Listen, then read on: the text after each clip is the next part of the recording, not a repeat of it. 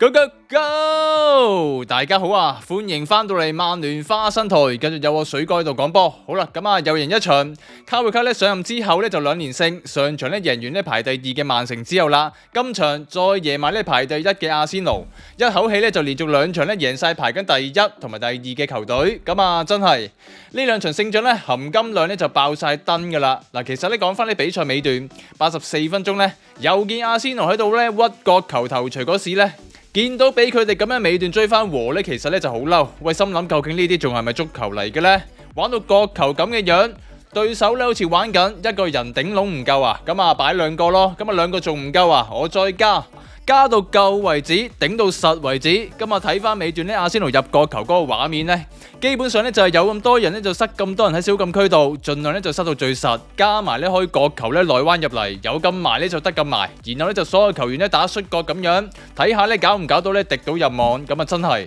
呢啲咁嘅波咧，真係仲係咪算足球嚟嘅咧？而又一而再啦，再而唔知幾多次咧，俾佢哋咧越玩越過分咧，都照係咁。嗱，如果真係最終啦，咁樣俾阿仙奴今場屈翻1分嘅話咧，我咧就真係會嬲到爆。好在今場咧，好在仲有古夏喺度，轉個頭咧一腳咧就搞掂翻你啦，乾淨利落。嗱，唔使搞咁多咧旁門左道嘅嘢嘅，一個靚波咧就咁搞掂啦。屈個球最叻又點呢？始終咧最後曼聯咧今場都係贏，古夏正正經經一個咧遠射就一箭穿心啦，贏翻曼聯咧最終咧就全取3分。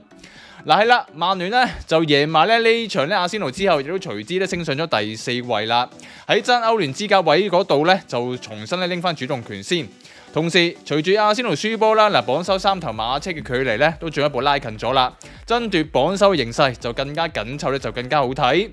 而仲有數埋啦，曼聯今場咧贏波，除咗咧實際到手咧就足3分之外，其實咧就仲有好多意義嘅。嗱，包括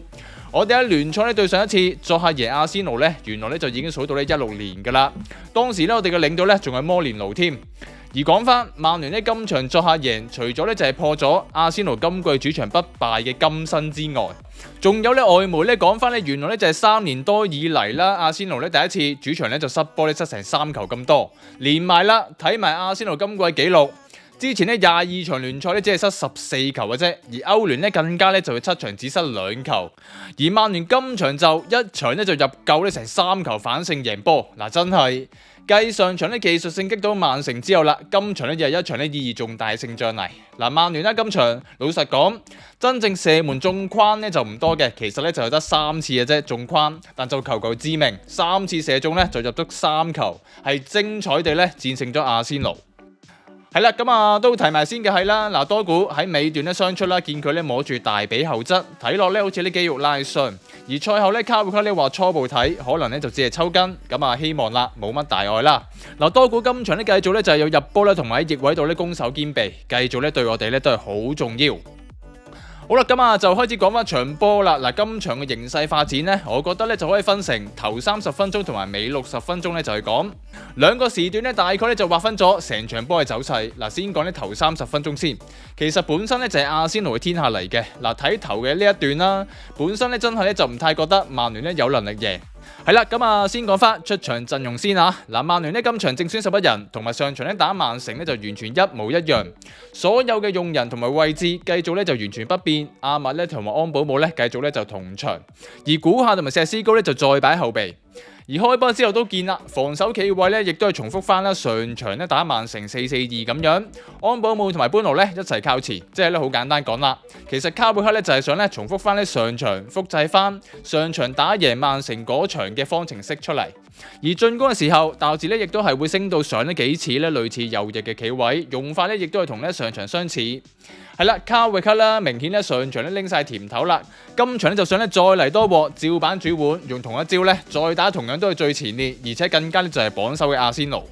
但就開場之後啦，明顯見到阿仙奴咧亦都係早有準備下。阿仙奴咧開波早段，我覺得好醒一點咧，就係佢哋咧都幾放慢節奏嘅，同埋咧失球權之後啦，反搶同埋遮線咧就做得好積極。早段係幾乎完全切斷咗咧我哋曼聯反擊條路。我記得係直至咧差唔多去到成30分鐘之後，曼聯先有開始咧少少零星反擊，係打到去阿仙奴嘅禁區嘅啫。而早段阿仙奴咧就係壓制到咧曼聯咧幾乎咧做唔到向前咁滯。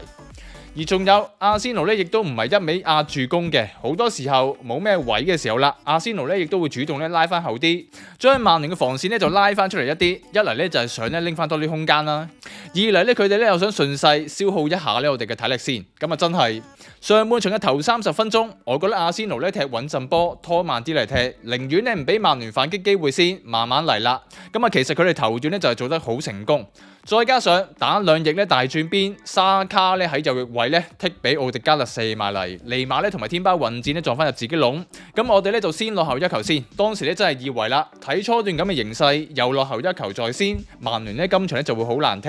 好難咧就可以追翻。但就係多謝對手之後嘅一球送禮嚇，送翻俾我哋咧重新入局嘅機會。咁呢下咧真係要大力，多謝蘇比文迪先。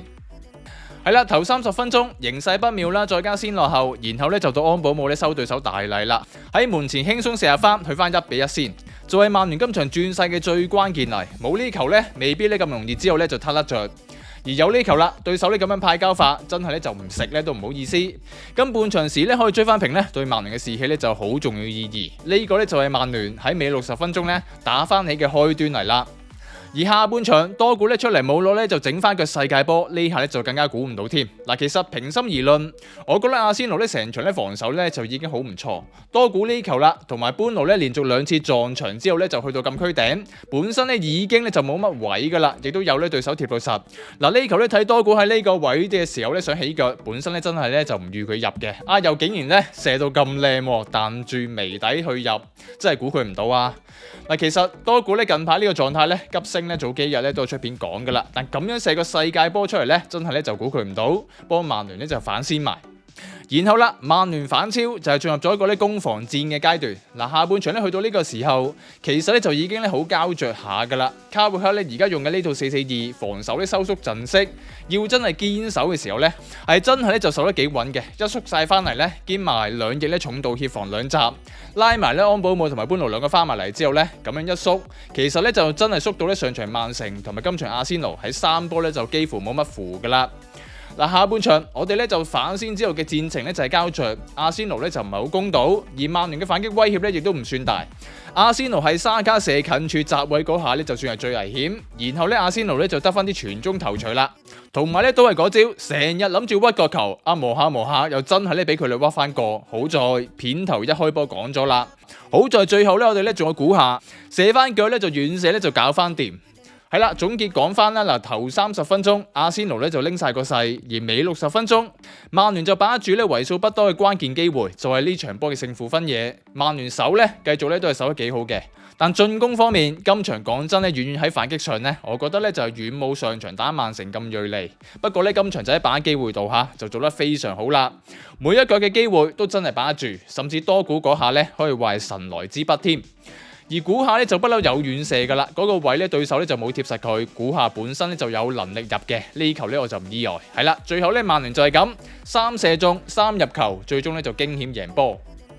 而跟住都想再講多啲關於卡布克嘅換人嘅一啲諗法。嗱，戰術部署咧，其實今場咧就同上場咧打曼城都幾似，所以戰術部署啦，例如點樣防守企位4-4-2，點樣刻意地去加強兩側協防對手快翼咧，呢啲咧就唔再重複講。而今場咧我就想講好重要一點咧，就係都算係勝負關鍵一點咧，係其實卡布克嘅換人咧都算係呢幾偏向積極嚇。嗱，睇翻80分鐘多古咧就受傷嘅時候，卡布克當時喺曼聯仲領先緊2-1嘅時候咧，就冇選擇進一步咧換後衛咧加強防守，而係咧換上石斯高上嚟，保持翻呢原有反擊威脅力喺度。然後喺俾阿仙奴屈個球追平之後啦，就係因為有石斯高喺度，第一點咧爭完啦，美奴咧先至再俾到估下，然後估下咧先至再重新再贏到咧有機會嘅3-2嗰個遠射機會出現。係啦，咁換人嗰度啦，曼聯尾段卡布克咧就冇選擇咧保守嘅 option， 而係選擇咧繼續咧保有反擊力。我覺得咧都係今場贏波關鍵之一嚟。而呢度亦都當然要感謝估下啦，兩場都係後備，兩場都出到嚟啦，有極大貢獻。上場咧就即交助攻，而今場更加係射入咧遠射靚波致勝球添。嗱，估下做後備咧就唔似以前嘅一啲球員啦，出到嚟咧反而咧就更加賣力，係我咧好欣賞佢嘅地方。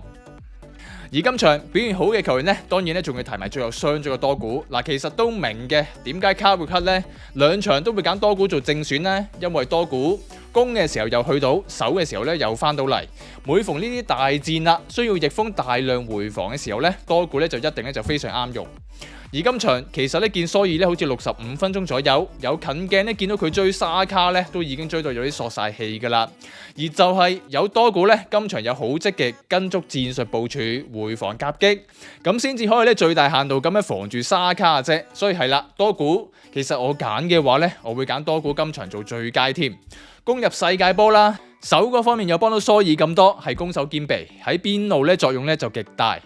而另外仲有拉文斯，上半場咧就救蘇比文迪個近頂啦，嗱下半場咧仲有救埋沙卡個射近柱添，兩球都係危險波嚟。而拉文斯嘅表現咧就繼續咧就好穩定，而我咧就覺得喺角球方面咧佢又盡晒力噶啦，嗱成場咧阿仙奴有意無意咁樣盡量去拎角球，成場計埋咧就有9次角球，咁啊拉文斯咧已經守到8次噶啦，咁啊真係算係咁，表現咧就已經真係算好好啦。係啦，咁今次就講完咁多先啦。想支持我嘅話，可以加入 Patreon 做會員，或者出翻呢個 YouTube 會員都得嘅。感謝支持先。好，我哋下條片再見。